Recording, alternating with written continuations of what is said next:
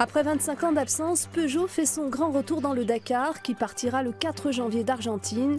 La marque au lion a pourtant marqué l'histoire de cette mythique course. Une exposition retrace en ce moment cette épopée au musée de l'aventure Peugeot de Sochaux.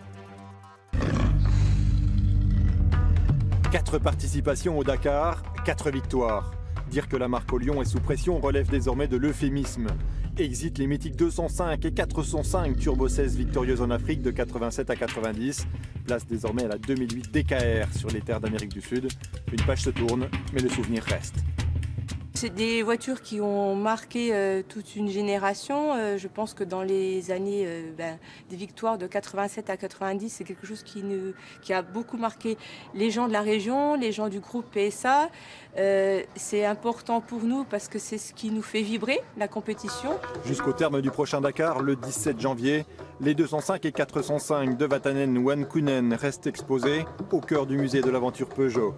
Un hommage qui plaît aux passionnés et qui suscite même un brin de nostalgie. Je le suivais plus quand c'était l'Afrique, parce que c'était plus proche de nous, je trouvais que c'était plus accessible.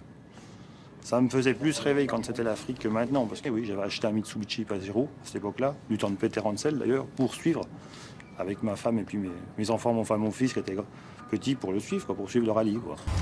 Pas exposé au musée car déjà arrivé en Argentine, voici la 2008 DKR, engagée cette année.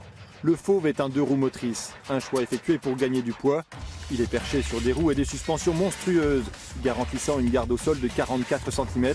Et dans ses entrailles bat un moteur V6, développant 340 chevaux. C'est la fin de notre édition. Merci de l'avoir suivi. Prochain rendez-vous avec l'actualité régionale à 19 h. Joyeux Noël à tous.